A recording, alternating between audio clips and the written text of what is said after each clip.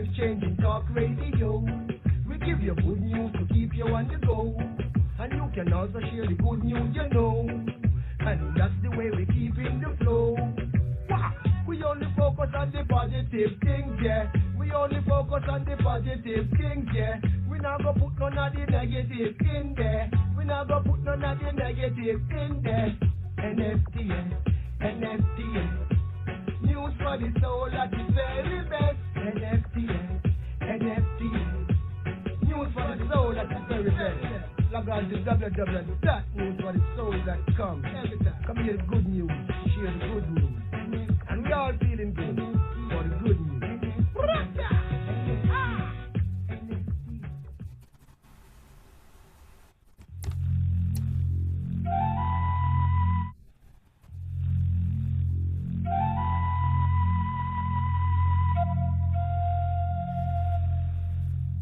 Hear all of our previously aired broadcasts of News for the Soul online at newsforthesoul.com. Now let's get back to the show.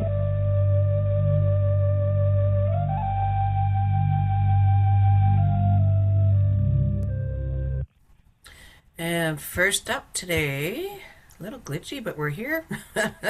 It's Journeys with Jojo. First up, let's bring Jordan on to reintroduce herself or show her guest and what's up for today. Welcome back.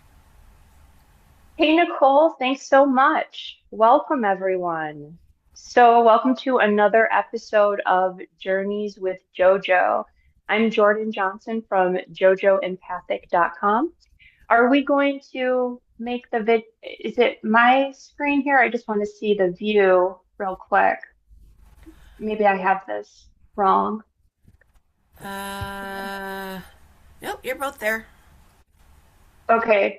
It's just me that can't see. Okay. So yeah, I see like the return from break, all of the like your computer screen. Oh, okay. Do you see Yeah. I see us over here to the side. Okay, let me get rid of the everybody stand by while we sort this out. Hi, Dr. Jubilee. Hi. Okay, is that better? Oh, no, it's not better. Like I said. No worries. There we go. Now we're cooking. Hey, welcome. So, although Journeys with Jojo is typically about medical intuition, today I have a special edition, Black History Month edition, to honor my ancestors, those that have walked before me, that have fought for me, that have died for me. So we have a special Black History Month edition. And to honor this sacred month, we have a special guest here, Dr. Jubilee, to educate us, to empower us, and to elevate us. So welcome, Dr. Jubilee. Thank you so much, beloved, for having me on your show. You're welcome. I'm just going to give you a brief introduction real quick, just for any of our listeners who aren't familiar with your work. If you're not, I recommend that you go and check her out and look into her work. So let's see here. So Dr. Jubilee is a respected, trailblazing, inspirational speaker, accomplished soulful poet, spoken word artist, certified life coach, author, creative consultant, and songwriter. She serves as an inclusivity and diversity consultant certified by NCBI. Renowned for her expertise as a keynote speaker and workshop facilitator, Dr. Jubilee advocates for messages centered on love and inclusivity, guided by the principle of N'Inspire, N'Courage, and N'Fluence. She empowers individuals to express themselves authentically and to pursue continuous growth beyond traditional expectations and limitations. She serves as the co-founding director of Cultural Libations, a multidisciplinary arts and humanities company. She has co-written, co-produced, and co-directed 5 stage productions and 1 film, Black Wall Street, The Money, the Music, the People, in partnership with RLP Productions. She also contributed as a co-writer for the theme song of this film. Her short play, Juba Juba Jubilee, which she wrote, directed, narrated, and produced, was performed at Unity of Richmond on June 20th, 2021, illustrating the historical narrative of Juneteenth. and received significant recognition. In 2022, she worked as co-producer and co-director for documentary Twin Lakes: The Stories Never Told, featuring her 98-year-old father, a member of the 1390 Black Battalion who helped construct the segregated park during the Jim Crow era. Now, this is just a brief introduction. Your work is vast, so thank you so much for being here. So today, Dr. Jubilee, let's go ahead and dive in. We only have about 55 minutes today, and I know there's a ton we can talk about. So let's start with your new book. So you wrote Born and Raised Under Jim Crow, Now You Know. Everyone rush over to Amazon and pick up a copy of her book. Let's go into, where are you from? What era were you born in? What was life like where you were from, born and raised? Let's set the foundation for your book. Okay. I was born in Farmville, Virginia, Southside Community Hospital, where my mother had to go in the back door because she was colored. And I was born in 1946, November 7th, 1946. And I was switched at birth. I started my life off with Jim Crow. Okay. So that was the way that I came into this place called Earth during that era, when everything was done based on the color of your skin, where there were signs, there were the wards in the hospitals and everything. And I was switched at birth because I was light bright, but not white. And my mother is a very, very, very dark woman, all right? But my great-grandmother, who was the daughter of the slave master, I have all those genes in my family. And they gave me to another colored person that was light bright, but not white. Wow. So how did your parents figure that out, and how were you returned to your folks? Well, my mother told me the story, and it was heartbreaking because she was sad when she said it. They gave her a little boy, and the boy she had had a hard time in labor, and she was the first one in her family because there was a midwife that delivered all the neighbors, everybody in the community, the Black community. Mrs. Mary Ford delivered every baby. But my mother was in so much pain, she went to the hospital. So fast forward, when she knew she said while she was carrying me that I was a girl, all right? She instinctively knew. And she thought when he brought her the little boy that she had mocked, the old people used to call it mocking the babies. And finally, she never told me how much time went on, but the boys were in the blue blankets and the little girls were in the pink blankets. Time passed and she had this little boy at her breast. And she said that she knew that was not her baby. She prayed to God and said, okay, God, if this is the way it's supposed to be, because she couldn't say nothing to the white nurses about it. Because she was Black, and at that time, you didn't argue with a white nurse about what was happening. But finally, like I said, I don't know how much time passed, and the nurse came and said, oh, Miss Brown, we gave you the wrong baby. Wow. So the nurse came in and just admitted that it was the wrong thing. So you were brought back with your mom. Yes. And the little boy was brought back to his family.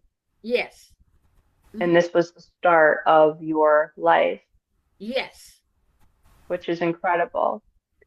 And you were protected too at that time to be brought back to your mom before you even got home. Yeah, I really do feel it's because my mother was a praying woman.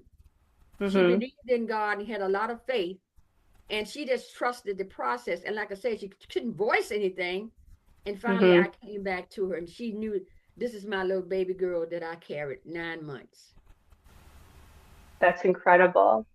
Can you educate our listeners on Jim Crow laws? Well, there is a pattern of laws that ever since our enslaved ancestors, we were enslaved. And then you had the Emancipation Proclamation, and you know all about Juneteenth that some of us didn't hear about, that we were free until a couple of years, 3 years later. And then what happened when we came out of that, they enforced black codes. That was the next level of laws. Well, you know, if you looked at a white woman or anything you spoke of, they did lynches. They were called the black codes. All right. Mm-hmm. The next in the sequence is Jim Crow laws, because they were still trying to keep us down. They still trying to keep us enslaved by white supremacy, colonized our minds because they felt that they were above us, and some of them still do today, just to interject that. But what happened was the Jim Crow laws is based on a minstrel that is a black man that you see him playing. It's very derogatory, playing an instrument like a minstrel and everything. So the Jim Crow laws came into effect, and Nina Simone has a beautiful song about the Jim Crow laws, right? And they put signs up. That's what my mother was under. They put white only. They put no colored people allowed. They didn't put the N word, but they did everything else that was so derogatory. And those separated bathrooms, water fountains, restaurants. Schools were supposed to be separate but equal, but they were not, because I went to a Jim Crow school. So those signs were up. When you saw those signs, and then when I saw those signs, you know, I knew that I was not allowed. And sometimes my mother had to tell me, because one time I went into the drugstore and I sat down on the stool next to a white lady in Chase City, Virginia, Mecklenburg County, in the Rexall store. I had no idea, because all I wanted was a soda. And she moved.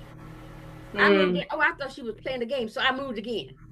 All right, but then the druggist came and told me we don't serve colored people in here, and I left out of there crying.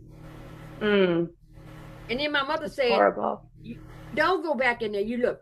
They don't serve colored folks in there like us. You can't go back in there again." So that is my harsh reality. Some of the harsh realities that were enforced. That's just the book have a whole lot more in it, but that's just a couple examples.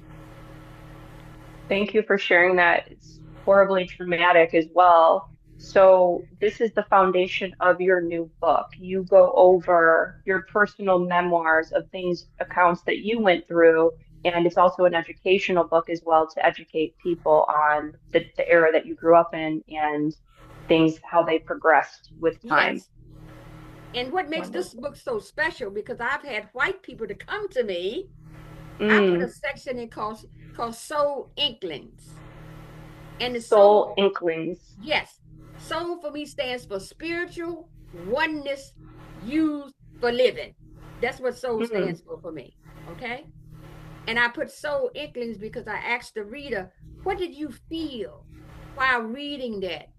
And how is it happening today? What would you do, but how would you have felt? They get to write about it. They get to write down their feelings about reading those stories in their book, and after each section. Interesting. I love that. So I actually have not read your book, so I'll kind of give our audience a little bit of a background on how we met. So I was going to have someone else actually come on today's show that couldn't be here. And she introduced me to you. Miss Benita Bentes introduced me to Dr. Jubilee. And I'm really thankful, because I feel like everything is divine. So I feel like you're meant to be here. But this is really quick. It happened super, super quick. So you and I just met each other yesterday. So I have not had a chance to read your book. I read Miss Benita's book, but it is on my to-do list. And I can only imagine that it is powerful, to say the least, and needed at this time. So you touched on Juneteenth. For listeners that don't know, another name for Juneteenth, and correct me if I'm wrong, is Jubilee, or Freedom Day, correct? Yes. So, or Black Independence Day. So it's incredibly important to talk about Juneteenth, seeing as though right now it's under attack. I saw an article about Idaho, and that they're actually the other day, officials voted to remove Juneteenth as an official city holiday. So this is, I don't know if you've heard that. No, look, I got thoughts about it, but first time I heard it, but I got thoughts about it. Yeah, share with us your thoughts about it, and the importance for not only Black and Brown people to honor Juneteenth, but for all Americans to preserve this day. Well, one of the things that I feel is primary for me, this is for me, that we have forgotten that we were all made by the same creator. All right. That's and the true. creator is very creative and resourceful in whatever we are. We are unique, but we all have our humanity in common. And all of the stuff that's going on about, not celebrating Juneteenth or whatever else, and that's going to be much, much more. But I feel like it's because we have forgotten our connectiveness to oneness. We have forgotten that whatever you choose to call God is a power greater than you, created us. We forgot that we were made in love, by love, for love, to be love, to bring love. And you can wrap yourself in that. Now, I say this, and I'm not going to use a curse word because I get angry about things like this. So what I do is this. I do not allow any man-made law, because it is a man-made law, all right? Correct. To get in the way of what I want to do and celebrate. They can take it off the books, but it's up to us individually to do what we can to still celebrate it. I don't care what kind of holiday it is, especially with Juneteenth. I had the grandmother of Juneteenth 2 years ago here. I brought her to the state of Virginia. I was the first one to bring her here, Dr. Oprah Lee. Okay? So Juneteenth has a very good significance for me. All right, personalized because of the fact of what it stands for. But just because a state want to wipe it out, even more states want to wipe it out. And if the United States wants to wipe it out, we still celebrate. We celebrated it before it became a holiday, and we still can celebrate it now in our own way. And it's up to us to verbalize it and own our voices wherever you are. One person can make a difference. Yes, that's so true. Community, you can organize it. I get to going on about this, because 1000%. We're going to go back into speaking your truth, the power of your voice, and the power of your truth and owning your truth. But I do want to talk, since we're talking about celebrations here. So if anyone didn't know about Juneteenth, it is Black Independence Day. In 1865, federal troops arrived in Galveston, Texas to ensure all enslaved people were freed. And this was 2.5 years after the Emancipation Proclamation. We need to honor it. We need to preserve it and celebrate our culture and our ancestors. So we do need to fight for this holiday and celebrate. But what about Kwanzaa? We don't hear this as much, but what is Kwanzaa? And because I saw a video and of you speaking on Kwanzaa. Can you kind of educate us a little bit on this holiday? Well, Kwanzaa is 7 days. It comes in right after the Christmas holidays that celebrate our culture, umoja, togetherness, kujikakalea, our creativity, and the things that we are in the Black community. It's 7 principles that are celebrated. And I've spoken at Kwanzaa. I also go participate in the Alegba Society, which is right here in Richmond. I go to different Kwanzaa places. And a lot of the education that I've done with Kwanzaa has been in white communities, all right? And a lot of things that I have done with Kwanzaa, with the Kanara and all the candles that go in and have a special significance, because you light one every day to go with the principle. And I've had here in my home, I have celebration. And then one of the things that also has happened, I've even gone to some white establishments, white spiritual communities, and reminded them that they need to incorporate Kwanzaa as part. They'll celebrate. In fact, I wrote a letter to 7 churches. Let's be real, white churches. Wow. Okay. And said to them, why are you not doing anything? What are you doing it? And look, I would be glad to come and be your creative consultant to show you how to incorporate that in your way of celebrating. Because they'll celebrate the Jewish holidays. They'll celebrate the lights and everything from India and everything, but they didn't put up Kwanzaa. So I have, that's why one person can make a difference. You have to be able to verbalize. And I want to tell you this about Juneteenth. Just go back for a minute. I wrote Mr. William Blake at Unity Village in Missouri, because he did not display the Juneteenth flag, okay? Because I was pissed. I saw what they had put up, the LBGT flag up. They had put up the American flag up and all of this other kind of stuff. And one of the ministers came back and talked about the holidays that she had spent up there. And I'm saying, that sucks. There's no Juneteenth flag. So what did I do? I wrote a letter, okay? I wrote a letter, and then they've been putting up that flag ever since. So that's why one person can make a difference. But going back what we were talking about, we individualize and it's still, celebrating Kwanzaa means a whole bunch. You can make a difference. You do it in your home and invite your friends and I tell them to bring a dish. Somebody brings a dish and everything like that. There is no there's drums. Sometimes I have drums. You can do everything that people want to take away from you. Just keep on doing it in your home and in your community, and bring in the churches.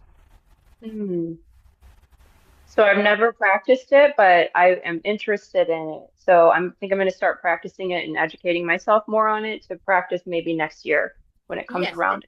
And there's an energy, there's a vibe. And I know you get a certain kind of vibe. I do as an African American, as a Black woman, the connectedness to all the principles, because it all makes sense. Okay. And you can go back and you can research it. And I've seen the man, and I'm forgetting his name, that came up with that. Okay. But each day that there's a principle, and I heard him speak about it and why he came up with it. He came up with it simply because of the things that we sit here talking about now. So let's kind of transition into the power of your voice and your truth. So you just mentioned that you wrote a letter when you didn't see the Juneteenth flag up, and you also wrote this book, and you've done countless activist work. What made you take that step into activism and education? And were you always so passionate about using your voice, the power of your voice, and the power of your truth? I know I have not always been this way. And I'll tell you why I decided to do it, or why I feel like Spirit led me to do it. Because I get these dreams, and I get what I call divine downloads. I call them DD. Me too. Me too. I get divine downloads too all the time. It comes in right through the crown. Hey, 3, 4 o'clock in the morning, girl. You get lit up. I don't get it but one time. So if I don't act on it or write it down, I'll forget it. But the reason why I do this is because when I go back through my ancestral line with my line and lineage, my great grandmother was the daughter of the slave holder. Slave in slave. She died, like I said before, 105 years old. Grandma Ellen Brown was 105 years old. She could not own her voice. And then I'm thinking about it. And then my other grandmother on my dad's side, she couldn't own her voice. So what she do? She got herself a shotgun and a black iron skillet. Okay. And if you messed up with her, she would shoot you or hit you with her black iron skillet. My grandmother on my mother's side was a mild spirit. She would always use prayer. She would always be praying out. She was the first woman that I saw when nobody wanted, they were not allowed to pray in the Black community. Only the deacons could pray. Who got up and prayed? My grandmother on my mother's side. All right.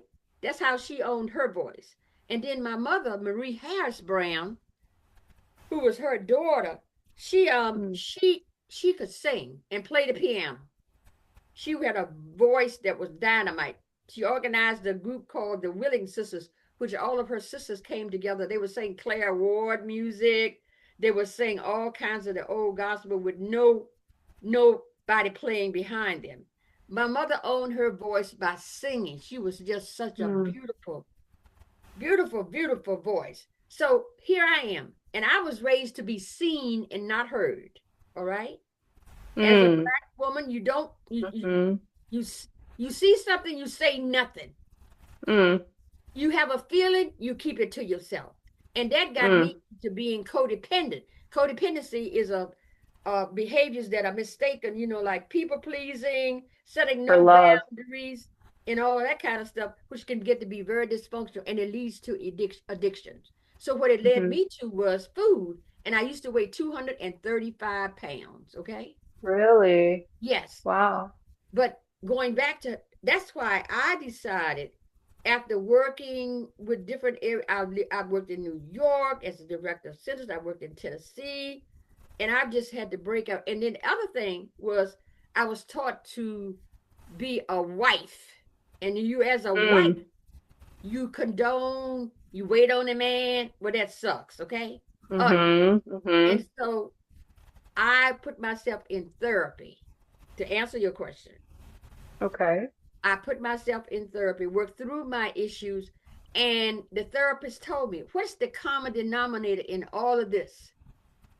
And it was me speaking up, owning who I am. But I had to find out who I was and who I am now today. So that's why I do it, because of the women. And then I have a daughter.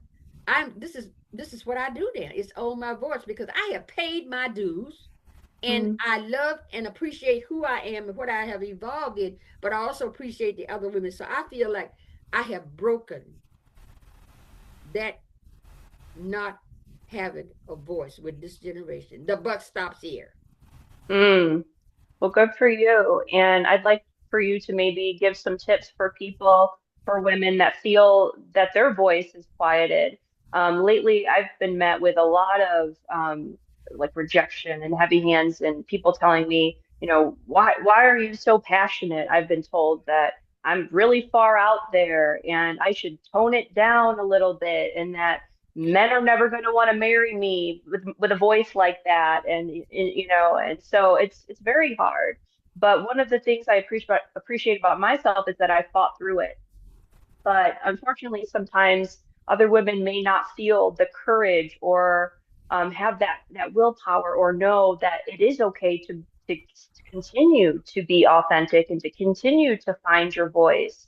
So, what advice do you have for young women, women of color that are maybe resonating with what you've gone through and don't know how to find their voice? And how do you find your voice and how do you use it? Well, one of the things that I would highly suggest is going to a 12-step program called Codependence Anonymous. All right? Because they have a sheet that lists everything that you just said about boundaries, your feelings, and that's what I have been in Codependence Anonymous, and I'm breaking my anonymity here, for 37 years. All right? And then going into therapy, because you can have someone that you can talk to and work through whatever is going on. And if you don't have a therapist, find someone like me or someone else that you admire and hang around them and let them give you some tips on what they have worked through. Other thing is journaling. All right. Journaling is very, very important, because see, when I was 16 and I couldn't express myself, what did I do? I wrote my first poem at 16 years old. All right. And Wow. the poem was called "Where Have All the Christian Folk Gone? They Sure Ain't Gone to No Heavenly Home." Okay. You saw through it. You saw right through it. Yeah. Wow. So the journaling, see, that way I wrote poetry to own my voice. So journaling helps with that. And the other thing is to set an intention every day We talked that about that. Yep.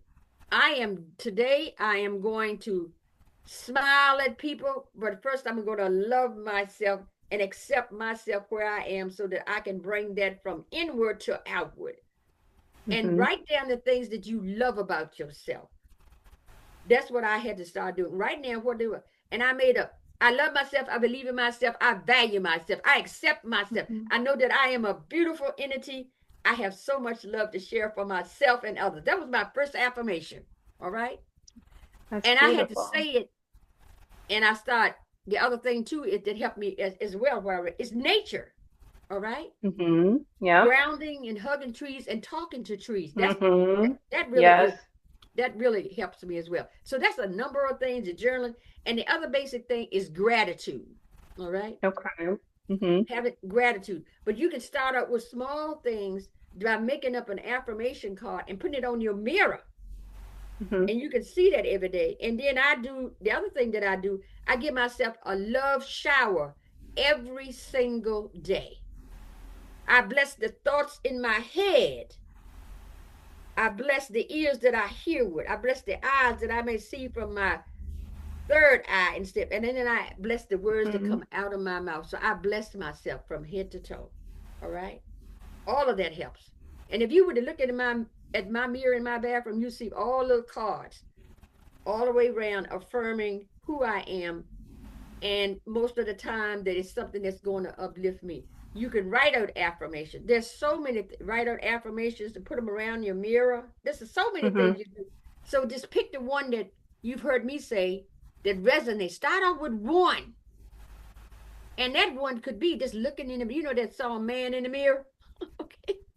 Look into the mirror and look in the eyes of your own soul and affirm that you are here, you're alive, and you're awake, and you're beautiful from inside out. That's so deep. So before we get back into your book here, it sounds like you have a very strong spiritual practice. You mentioned prayer, you mentioned faith, you mentioned your third eye, affirmations, gratitude. So when we were talking about our voices being siphoned or cut off, that's throat chakra. Yes, yes. And often if we go through trauma or we're faced with racism, marginalization, oppression, our throat chakra is one of those chakras that does close. The second chakra will close too, which is your sacral chakra, which resonates with shame. Shame. So often, if we are feeling like we can't say what we really feel, or we don't feel empowered to speak our truth, or we don't know who we are, aside from also therapy and journaling, one of a powerful way to get yourself in your truth is to open your chakras and become more familiar with your chakras. So, were you always attuned to more spirituality in the chakra work and the grounding, or is that something you had to grow into? That was something that I knew nothing about. Okay. But I met these two women.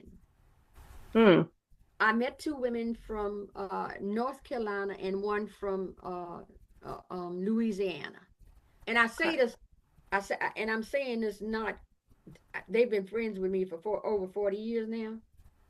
And when I met them, and I have to say this, they're two white women, because nobody in my Black community, they thought I was crazy because I was weird. Just like you, I would cry when I couldn't express my feeling. They called me crybaby. They called me high yellow broad. They called me all kinds of names that were derogatory because of the color of my skin in my own race. So I didn't have anybody besides my grandmother and them, how I saw them own their power and everything. And the new things that I learned about, to fast forward, the new things I learned them from two white women. And they taught me what they knew, and they were reading books like Louise Hay. They were reading all the new thought books. Ayanna Van Zant was one of my favorite. Read all of her. I have read every one of her books. Okay. Wow. And then the other things that I learned from watching Oprah. I watched Oprah, and I wrote Oprah about how much I enjoyed our show. So a combination with those two ladies, and those two ladies introduced me to new thought practices around chakras. I had no idea about the energy centers in my body. And since then, I make it a practice to see what I'm feeling, and then I might do a yoga nidra meditation as well.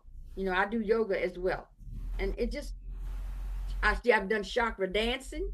You know, I got introduced to chakra dancing because I love to move and groove, and then I learned movement.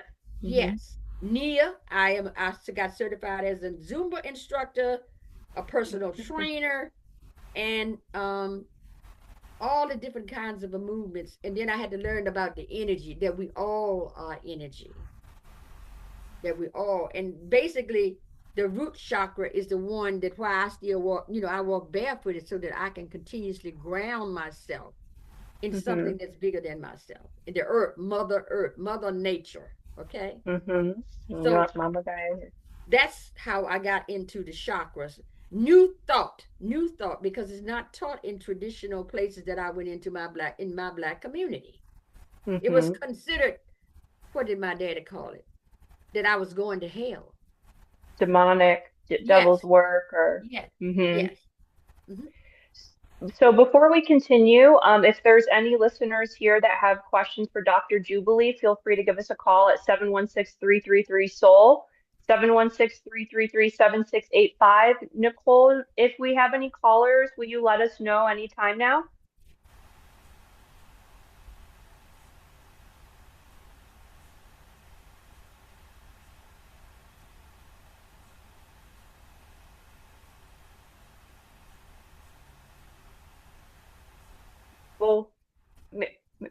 Let's see if she comes through here. But if anyone has any questions, please give us a call. Join the conversation. This is your chance to join us and meet Dr. Jubilee and ask any questions either about her book, her life. This is your chance. So give us a call, 716-333-7685. Let's go into, before we get into some of your beautiful poetry, super excited to hear that. There's a few things I do also want to touch on. More of your personal memories, but since we're on the topic of spirituality, how important is it for the Black community to develop some sort of spiritual practice? I knew that I grew up in a Black Christian church and also a white Catholic church as well, and spirituality wasn't quite there. Like yourself with the chakras, that's something I had to go on a journey to find myself, from going out on a limb and feeling safe enough to even consult with a psychic. It was something that I was told is dark, demonic, voodoo. I've been called all types of names, and so, but I followed my spirit. I trusted my spirit, and that's what led me on my spiritual journey, and also having friends from different backgrounds in different areas of the world. Grew up in a very small town, and different cultures weren't really accessible to me. But when I met people that were not just Christian, but Jewish and Muslim and Hindu, I'm like, people are beautiful. Yeah. This religion is beautiful. This religion is beautiful. I need to open my mind and heart and grow.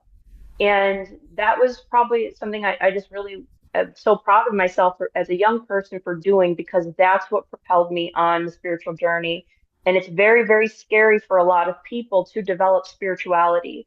And a lot of times in the Black community, we're really rooted in Christianity. So how important is it for the Black community and everyone in general, but specifically Black community, to develop some sort of spiritual faith or spirituality?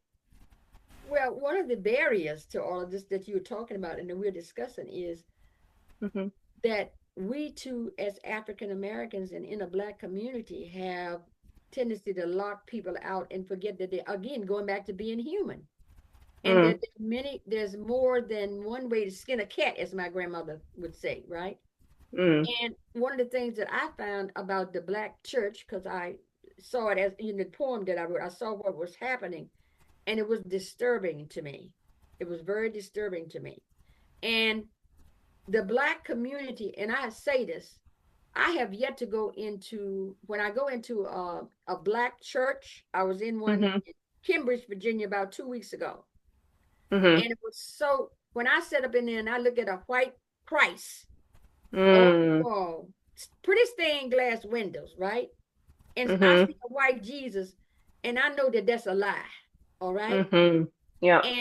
And the way that disrespectful. Yes.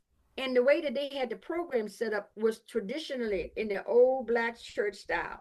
And I sat there and I took it all in. So when the time came for me to go, I feel like, okay, for them, I am not going to go along just to get along.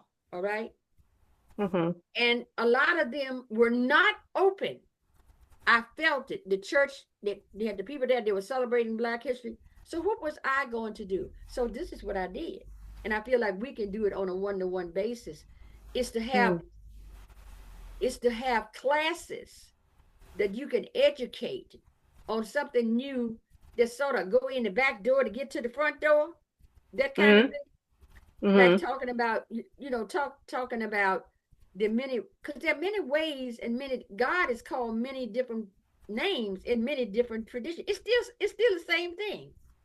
So that's what true. I've learned to do is I take what I like and I leave the rest, and it opens me up. But going back to the church that I was in, that was totally in the old mode, I sat there and I made up a mantra that I was going to get up and say to people. I said, Black is me, Black is you, and Black are we. And then I said, blessed we be, because I knew they would get the blessed we be. And blessed we be, and then we're all in this together. I had them repeat that over and over again. And then I told them, you have to stand up. Just like, you dance in the church with your shouting, shake it off. You've been sitting for a long time. And I got up and I led them in that.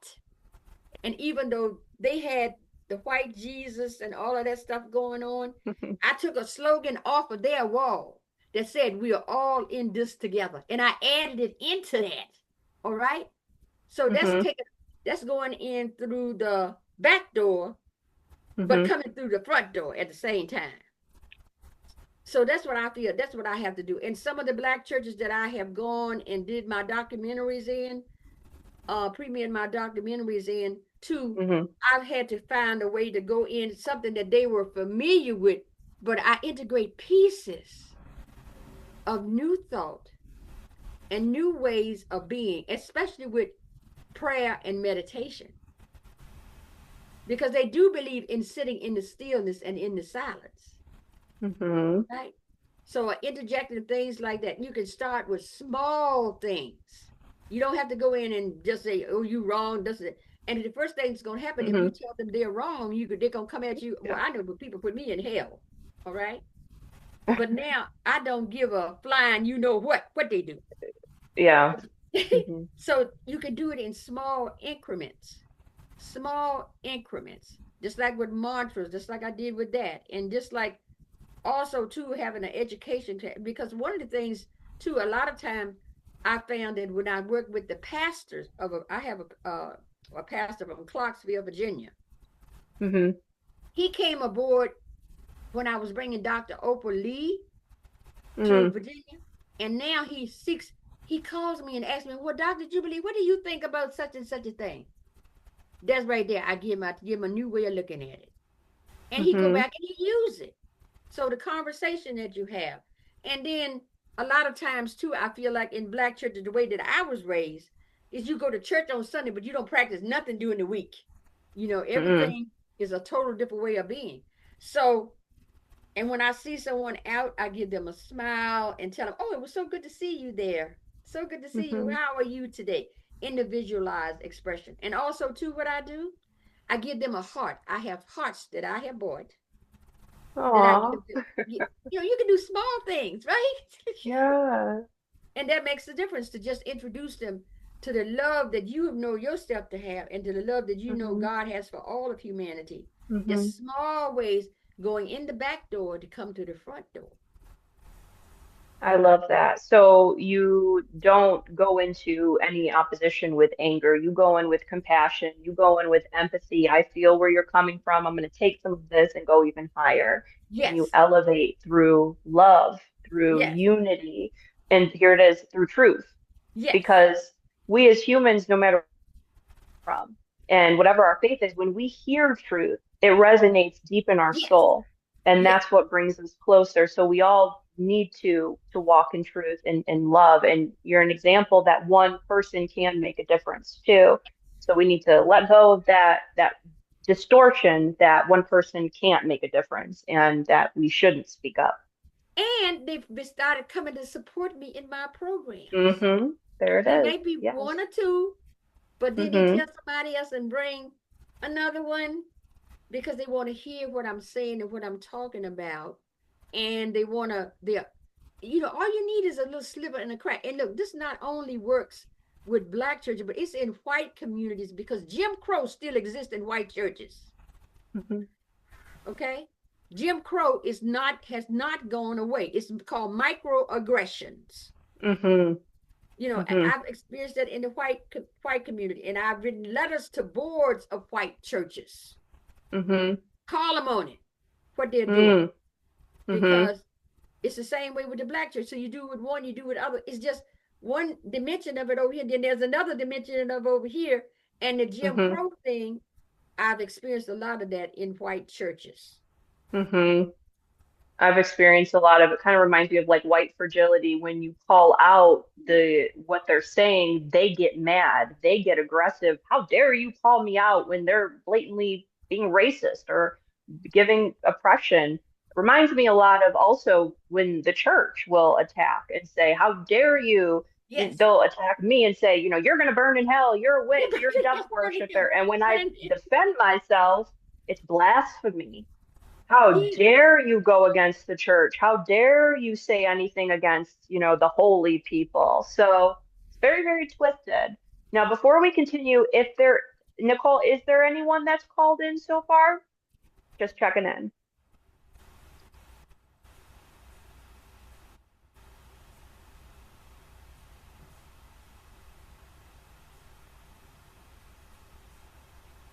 Do we have any callers?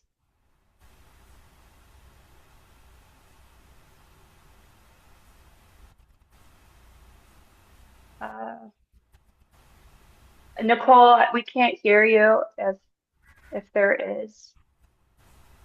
And bear with us, everyone. We are having a little bit of technical glitches today before we hopped on. This was somewhat kind of happening.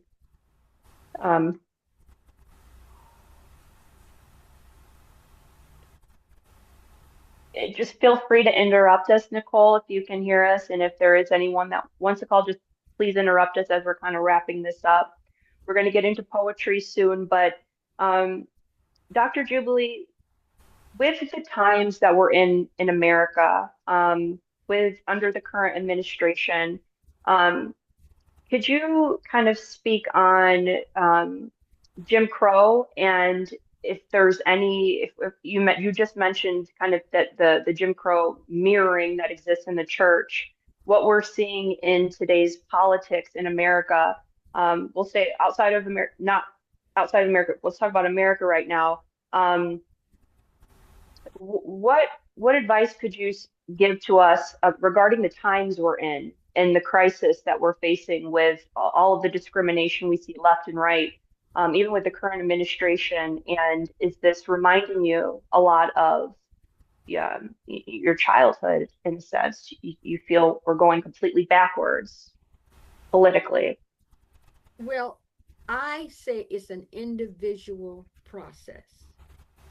And for me, what has come up was finding my own inner peace and expressing it no matter where I am, who I am, is expressing the love. I even wrote a song about it. It's happening, and we can allow it to colonize our minds, because I call it colonization of the minds of blacks and whites with what's happening in America. But we have to remember who made us all, and even looking at what's happening as a part of unfolding to a new level of consciousness. And we each bring our own light, because this is what I feel is all of this stuff had to come up, because look, when I think about what America was founded on a lie, all right? The indigenous people were here, and then some of our African were here even before that. All of this was built on lies. All right? All of the history, taking our history out and what's happening with ICE and all of this other stuff. What we have to remember that it's an individualized. Keep your body temple, your mind, your body, and your spirit grounded in something bigger than yourself, whatever you choose to call it. Keep your mind watching who you go around, who you're going to say around, what you're going to be. And no matter who you are around, when you know who you are, you can bring who you are, you can be who you are. Embrace the totality of your infinite essence and energy. And that's a practice like I do with the meditation, doing with meditation and writing my poetry and embracing it, and letting go of people that don't want your highest good. When somebody disrespects you, you don't want them in your life. You don't. I mean, that's the way I feel about it. But also what I have to do, remember I ask the divine to help me have a non-judgmental attitude with what's happening. Because I'm not in control. Only person that I have any control over after I do my rituals and things that I do is myself. It always comes back to you. And to maintain my clarity and my sanity, I still go to therapy after all these years. I still set my intention every day. I don't listen to all that news, like they had the State of the Union message last night. I refuse to listen to it. I know what's happening. Me too. It's going to be a bunch of lies. I know that. And I don't need to be a part of it. Not that I'm not going to know what's going on, but I do not watch the news every day. All right. And then I have the algorithm program in my telephone to where I tell I'm not interested in this. Don't send me no more of those messages or whatever. Not interested, yeah. Yeah. So I feel like we have to take individual responsibility. Yes, stuff is going on. Yes, groceries rising, gas is right economically, and all this stuff is going on. But find peace within yourself and let them keep on doing the bullshit they doing. Excuse my French. It's like But you're right. Yeah. for us, for It's yourself. individual. And your family come next, right? Mm-hmm. Then your community. You can't help your family nor your community until you first know yourself. Love yourself. Hug yourself. And just know that you are a precious, God created you in its image. And that's that energy that we all have. So when we come back to us, it comes back to you. And I used to get told, oh, that's you so selfish. Well, okay. We have to be selfish, not in the way that they defined it. And also watch the words that people put up. Like there's certain words that shame words, like should, you shoulda, woulda, coulda, and all this other kind of stuff. There are words that come out. Be cognizant of the words that you listen to, as well as the words that flow through your mouth. And what I do is this: I record positive affirmations in my phone, all right, to tell me how blessed I am, to tell me how beautiful I am. And when I wake up in the night, I will play them, because between sleep stages, those waves, stuff goes into your subconscious mind. It does. Yes. 1000%. We're running out of time. There's a lot more I would want to discuss with you. Thank you so much for everything you've shared today. Let's kind of conclude here with some of your poetry. So poetry is a beautiful way to express yourself, and rhythm is actually, if you didn't know, it's a law of this universe. Everything is in constant rhythm and motion. So when you speak with poetry, there is magic behind it. There is prayer behind it and power. So I'm going to turn the mic over to you, Dr. Jubilee, and let's hear some poetry that you brought to share with us today. Super excited about this. I was going to share a poem called Hush. Somebody's calling my name because it got that old spiritual in it. But I since changed my mind after having this discussion, and I want to read a poem called Nubian Queen that I am. Okay. Hey, y'all, I got something to tell you. So open your mind, unclog your ears, and listen intensely from your heart. You're a Nubian, brilliant, bodacious queen. Have you ever heard that before? Every breath, every step, every thought, and every inner and outer dream that you have comes because you are a Nubian queen. You are a Nubian queen. You're the best on the scene. These things could only be known and seen through you as a noble Black woman, ordered and ordained by God, who, guess what, reigns supreme. Supreme, I tell you. And have to remember that life can sometimes be but a dream. You, sister girl, have dotted all the I's and crossed the many a T, knowing that the big G was the only one who could put that period at the end of all the changes you were going through. But you kept on rolling, rolling, rolling on the river, unearthing, and maybe sometimes feeling you might have to come loose at your inner seams. But those were signposts that were along the way for you, my daughter. So you let go of the shoulda, woulda, couldas, and oughtas, and shifting your faith, which took you down the river with the big G steering, because you were rolling on a river.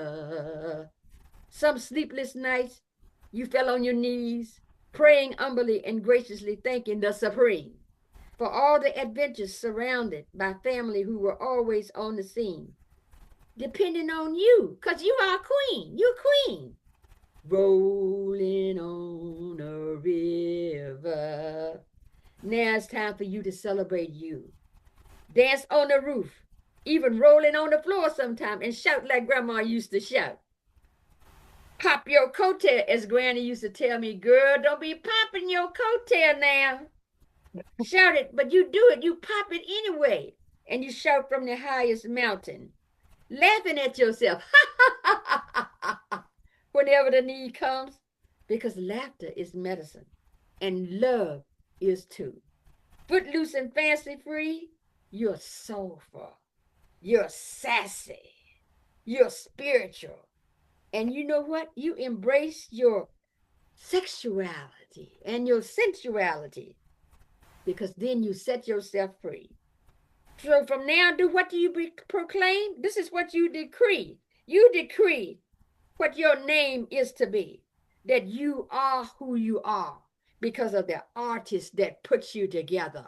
Ashe, ashe. Ashe. That is so beautiful. Thank you so much. And we are out of time here. My timer just went off, so that was perfect timing. This was divine meeting. Dr. Jubilee, thank you so much for meeting with me on such short notice, bringing your wisdom, bringing your love and light to all of our listeners here today.